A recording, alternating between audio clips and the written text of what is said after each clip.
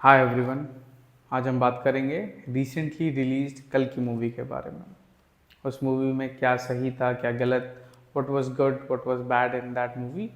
और बहुत सारे उसमें टर्मिनोलॉजी या फिर कैरेक्टर्स यूज्ड हुए हैं जिसको डायरेक्टर्स ने या क्रिएटर्स ने उस वे में बताया नहीं, या फिर उस वे में वो खुल के सामने नहीं आया। तो हम कुछ इम्पोर्टेंट सो कॉल्ड कैरेक्टर्स के बारे में या फिर हिंदू मैथोलॉजिकल कैरेक्टर्स के बारे में बात करेंगे, जिसका जानना मेरे हिसाब से एज एन इंडियन ज़रूरी है। मूवी के आई गेस सेकंड पार्ट में आएगा तो वो आपको हेल्प भी करेगा। तो पहले हम बात करते हैं what was good in that movie. तो देखिए, हमने बहुत सारी मूवीज़ देख रखी है। वो साउथ इंडियन मूवीज़ हैं जो, या फिर बॉलीवुड मूवीज़ हैं। उसमें आपको बहुत कम मूवीज़ ऐसी मिलेंगी जो कि हिंदू माइथोलॉजी पे लूजली बेस्ड होंगी। आई वोंट से कि कल की जो मूवी है वो टाइटली या फिर completely based on Hindu mythology, but somewhat fan fiction कह सकते हैं हिंदू माइथोलॉजी का, या फिर loosely based on Hindu mythology.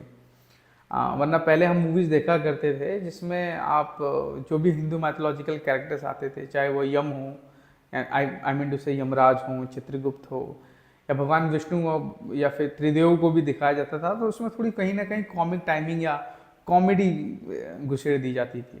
पर अभी इस मूवी में एटलीस्ट ऐसा नहीं है। इस मूवी में जो भी कैरेक्टर्स दिखाए गए हैं, उनके ग्रेविटास को, उनके ऑरा को एटलीस्ट क्रिएटर्स ने, मेकर्स ने उतना प्रिजर्व करने का ट्राई ज़रूर किया है। ये एक अच्छी बात है। और अभी रिसेंटली ऐसा हो रहा है। अदरवाइज हम जब भी साईफाई की बात करते थे, हमारे दिमाग में हॉलीवुड ही आता था। हम मार्वल मूवीज़, डीसी मूवीज़ के ही फ़ैन रह चुके हैं, है ना। अभी रिसेंटली ऐसा हो रहा है कि हमें बहुत सारी मूवीज़ मिल रही हैं जो हमारे हिस्ट्री से समवॉट रिलेटेड हैं, या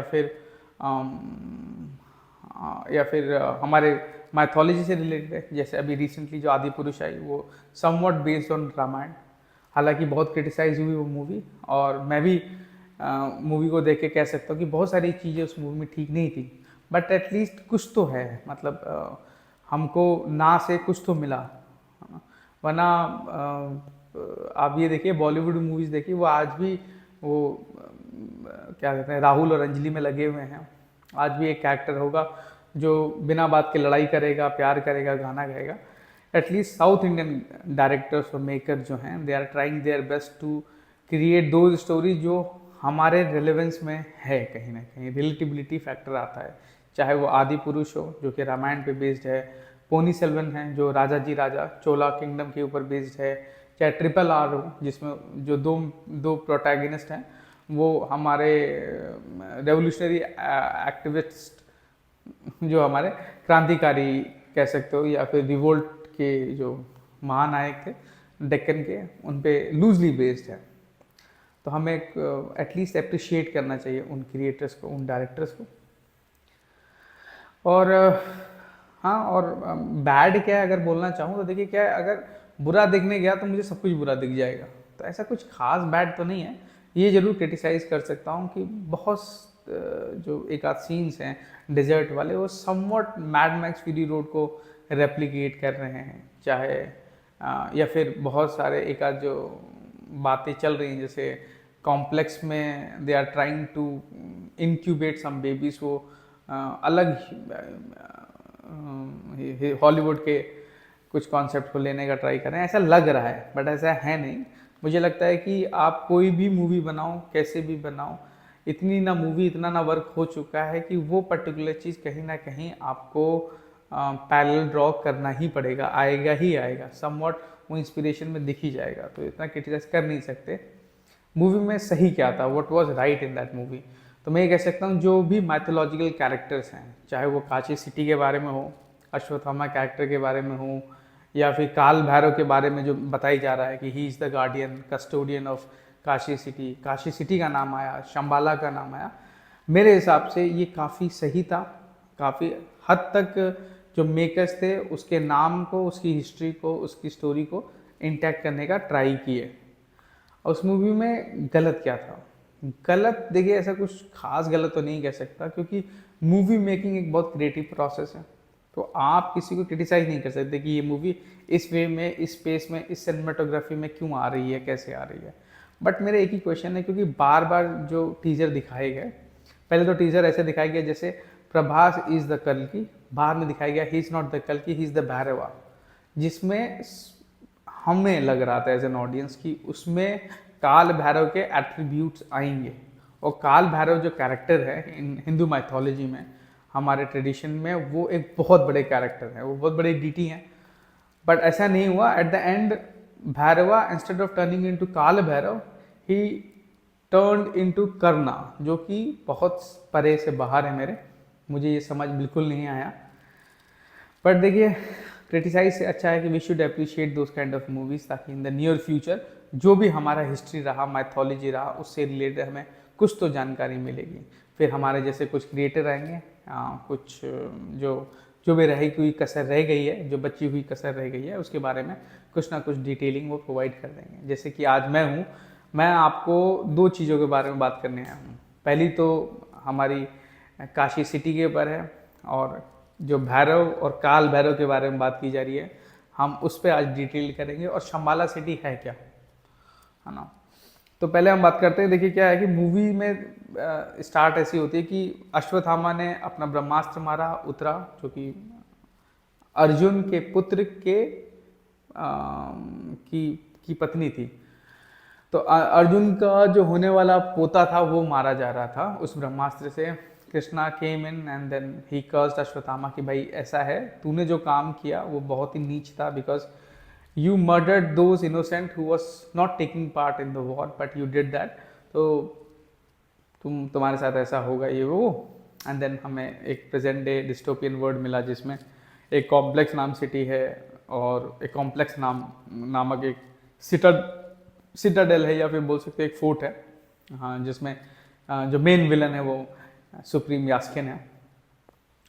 और हमें भैरव नाम बताया जा रहा था बार बार, है ना। और जब भी मतलब ऐसे मेकर्स ऐसे पोर्ट्रे कर रहे थे कि भैरव अभी नहीं तो अब जो है वो काल भैरव में कन्वर्ट होगा, बट ऐसा हुआ नहीं।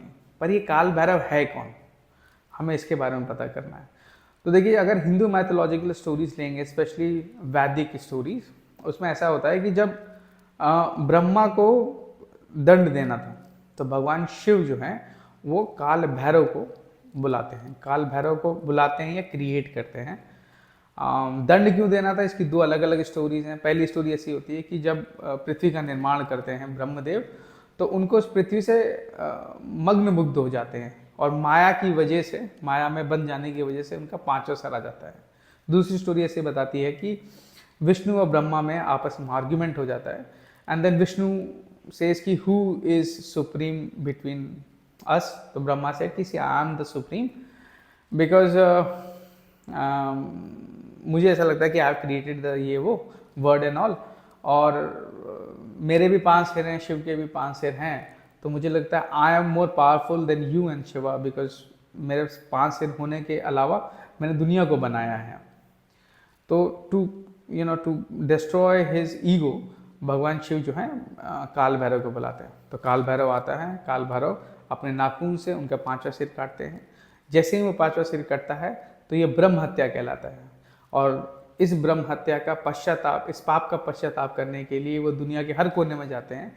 अंततः काल भैरव को मुक्ति उनके पापों से काशी में मिलती है, और जब उनको काशी में उनकी मुक्ति मिलती है तो वो प्रण लेते हैं, वो वचन लेते हैं कि काशी में ही मैं निवास करूंगा, और काशी का मैं कस्टोडियन बनूंगा, प्रोटेक्टर बनूंगा, कि काशी में जो काशी ने जो मेरे साथ किया, जो मुझे इतना बेनिफिशियल रहा मेरे लिए, वो बाकियों के भी ले रहे हैं।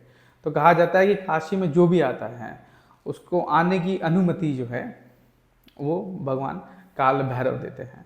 ये तो वैदिक स्टोरी हुई। अब हम आपको तंत्र वाली स्टोरी सुनाते हैं। तो तंत्र क्या होता है कि माँ काली जो है, जब वो चंड मुंड को मार के आगे बढ़ रही होती है और राक्षसों को मारती जाती है, तो उनका अंतराज कैसा होता है कि यहाँ पे काली माँ है, राक्षसों को मार चुकी है, दुनिया के हर राक्षस मर चुके हैं, लेकिन उनकी खून की प्यास अभी भी नहीं बुझ रही, और उनके अंतराज में है वो, उनके गण, और उनके पीछे उनका बेटा काल भैरव, जो माँ से भी ज़्यादा किलकारी भरते हुए चल रहा है, जिसे रक्त उसे भी चाहिए, है ना। वो देख रहा है आजू बाजू से कोई और लाके हमला ना करे, ना माँ पे ना गण पे, और आगे कभी आगे हो रहा है माँ के उनकी प्रोटेक्शन के लिए, कभी पीछे से माँ का प्रोटेक्ट कर रहा है और किलकारियाँ भरते जा रहा है। अब जितने भी पापी थे, जितने भी खून बह सकते थे, वो खून भूलोक पाताल लोक में बह चुके थे। अब कोई जीवित नहीं रहा और माँ की प्यास अभी भी नहीं बुझी। तो माँ जो है देवलोक में गई और बोली मेरी इस प्यास को बुझाओ। अब देव डर गए, है ना, कि भाई माँ की प्यास कैसे बुझाएं। लेकिन जब देव यमराज को भेजे कि जाओ माँ को समझाओ कि ऐसा पॉसिबल नहीं है, क्या करेंगे हम। तो जब यमराज जा रहे होते हैं तो सबसे पहला जो दृश्य देखते हैं वो भैरव का देखते हैं। देख रहे हैं कि भैरव किलकारियां भर रहा है, खून करते जा रहा है, कुछ भी दिख रहा है उसको मारते जा रहा है। और यम डर जाते हैं, यम वापस इंद्र के पास आते हैं कि देखो मेरे बस की बात नहीं, जो मैं देख के आया हूँ अगर तुम देख लोगे तो तुम भी जो है इस जीवन से मतलब मोक्ष चाहोगे। मैं वो भयानक सीन देख चुका हूँ, मेरी हिम्मत तो नहीं। अब भगवान शिव को बोला जाता है कि भाई अब शिव आएंगे तभी माता शांत होंगी और तभी माता का पुत्र काल भैरव शांत होंगे। तो काल भैरव का जो कैरेक्टर है वो इतना स्ट्रॉन्ग कैरेक्टर है। तो मैं उम्मीद कर रहा था कि जब मेकर्स भैरव को काल भैरव बनाएंगे तब उसके अंदर जो रेज है तब निकलेगा। क्योंकि कर्ण जो है वो एक बहुत ह्यूमन कैरेक्टर है, एक वॉरियर जरूर था पर इतना पावरफुल वॉरियर नहीं था। जैसे अभी पॉप कल्चर में दिखाया जा रहा है कि देयर वाज अ वॉर, जब कृष्ण और अर्जुन के बीच में वॉर हुआ एंड समहाउ अर्जुन किल्ड कर्णा, नहीं कृष्ण अर्जुन ने कर्ण और अर्जुन के बीच में वॉर हो रहा था और समहाउ अर्जुन जो है कर्ण को धोखे से मारता है क्योंकि अर्जुन उससे थोड़ा बीसी निकलता है। अर्जुन उससे थोड़ा सा कर्ण जो है उससे बीसी निकलता है, कर्ण जो है सुपीरियर होता है, पर ऐसा है नहीं। अगर आप महाभारत पढ़ोगे उसमें काफ़ी क्लियर है कि Arjun was far more superior than all other warriors in the battle field. और मुझे नहीं लगता कि भैरव को कर्ण बनने की आवश्यकता थी। भैरव का काल भैरव का एट्रीब्यूट लेता तो मूवी में जो इंटेंसिटी आती, जो ग्रेविटास होता, वो आई गेस बाय फार सबसे हाई होता। बट मेकर्स पे डिपेंड है वो कैसे क्या करना चाहते हैं। एक और सिटी के बारे में बताया गया, शंबाला के बारे में। हाँ देखिए, इसीलिए काशी का जब भी नाम आता है तो काल भैरव का नाम दिया जाता है क्योंकि he is the protector of the city, he is the guardian of the city. Shambhala जो है वो Indian mythology cum Tibetan mythology पे ज़्यादा फोकस्ड है। तिब्बतन मैथोलॉजी के हिसाब से there is a city called Shambhala, जिसे शांग्रीला भी कई भाषाओं में, कई नॉवेल्स में, जेम्स हैमिल्टन की आई गेस एक स्टोरी है, समथिंग एक बुक है 1930s 40s में रिलीज हुई थी, उसमें शांग्रीला का नाम आता है। तो शांग्रीला या शंबाला जो एक सिटी है उसमें कहा जाता है कि वहाँ पे एक सेवियर पैदा होगा और जो eight the end of the life cycle वो पाप से लड़ेगा, अपनी आर्मी लेके जाके जो सबसे बड़ा पापी है उसको मारेगा और फिर से पीस और हार्मनी रिस्टोर करेगा। तो आई गेस वो शंबाला जो है वो Hindu mythology cum Tibetan mythology पे ज़्यादा फोकस्ड है। पर कोई बात नहीं, हमें ऐसी मूवीज़ अप्रिशिएट करनी चाहिए, हमें जाके देखना चाहिए। और अगर आपने मूवी नहीं देखी तो आई गेस मेरा ये इन्फॉर्मेशन आपको ज़्यादा हेल्प करेगा, ताकि आप जब मूवी देखने जाएं तो आपको कैरेक्टर से रिलेटेबिलिटी और उनकी बैक स्टोरी पता हो। और हाँ, एक बहुत ही इम्पॉर्टेंट तो नहीं कह सकता बट देखिए, एक पॉप कल्चर में एक बहुत ही फोकलोर है कि कर्ण और अर्जुन की जब युद्ध हो रहा था तो उसमें संवाद क्या हो रहा है। तो देखिए, कर्ण का युद्ध अर्जुन से 17वें दिन होता है। उस युद्ध में दोनों आमने सामने होते हैं और पहला बाण जो है वो अर्जुन चलाता है। अर्जुन के पहले बाण से कर्ण का जो रथ है वो 17 कदम पीछे जाता है। बेचारा कर्ण अपना रथ फिर से घसीट के आगे लाता है और फिर वो अपना बाण चलाता है। उसके बाण से अर्जुन का रथ 2 कदम पीछे जाता है और ये देख भगवान कृष्ण बोल उठते हैं, वाह कर्ण वाह। अर्जुन देखता है और सुनता है, सोचता है यार ये क्या मजाक है, ये ऐसा क्यों बोल रहे हैं। तब भी अर्जुन इग्नोर करते हुए दूसरा बाण चलाता है। दूसरा बाण कर्ण का रथ फिर से 17 कदम पीछे, कर्ण फिर से अपना रथ आगे लाता है, फिर से अपना बाण चलाता है, अर्जुन का रथ फिर से 2 कदम पीछे और फिर कृष्ण भगवान बोल उठते हैं, वाह कर्ण वाह। इस बार थोड़ा सा अर्जुन को चुप जाती है बात। अर्जुन फिर से अपनी प्रतिज्ञा कसता है, बाण चलाता है, कर्ण के रथ पे लगता है। कर्ण का रथ इस बार 34 डिग्री पीछे चला जाता है। कर्ण अपना रथ फिर से लेके आता है, फिर से प्रतिज्ञा चलाता है, उसका बाण अर्जुन का रथ फिर से 2 टेक पीछे जाता है। ये देख कृष्ण अपने आप को रोक नहीं पाते और बोलते हैं, वाह कर्ण वाह, इस पे अर्जुन को गुस्सा आ जाता है, बोलता है हे केशव क्या कर रहे हो आप, आपको दिख नहीं रहा कि वो बाण मार रहा है तो हमारा रथ मुश्किल से पीछे आ रहा है, और मैं मार रहा हूँ तो वो कितने कदम पीछे जा रहा है, और तभी भी आप उसकी प्रशंसा कर रहे हो। तब कृष्ण कहते हैं कि हे अर्जुन, तुम समझ नहीं रहे कि तुम कितने बड़े योद्धा से युद्ध कर रहे हो। तुम्हारे इस रथ पे तुम अकेले नहीं, इस रथ पे इस ब्रह्मांड की, इस संसार की सबसे बड़ी ताकतें तुम्हारी रक्षा कर रही हैं, तुम्हारे साथ हैं। ऊपर आसमान में देखोगे तो माँ दुर्गा तुम्हारे रथ को इस जमीन से बांध के रखी हैं। तुम्हारे रथ के ऊपर जो ध्वजा लटकी है, ध्वजा बह रही है, वो स्वयं हनुमान जी उस पर बैठे हैं, विराजमान है, और तुम्हारा सारथी कोई और नहीं, इस ब्रह्मांड का रक्षक पालनहर्ता स्वयं मैं बैठा हूँ। तो इमेजिन करो अगर हम तीनों में कोई एक भी हट जाए तो तुम्हारा जो ये रथ है वो 2 कदम नहीं इस पृथ्वी से बाहर चला जाएगा। और कहीं गलती से हम तीनों में कोई एक नहीं 2 हट गया तो तुम इस सौर मंडल से बाहर चले जाओगे।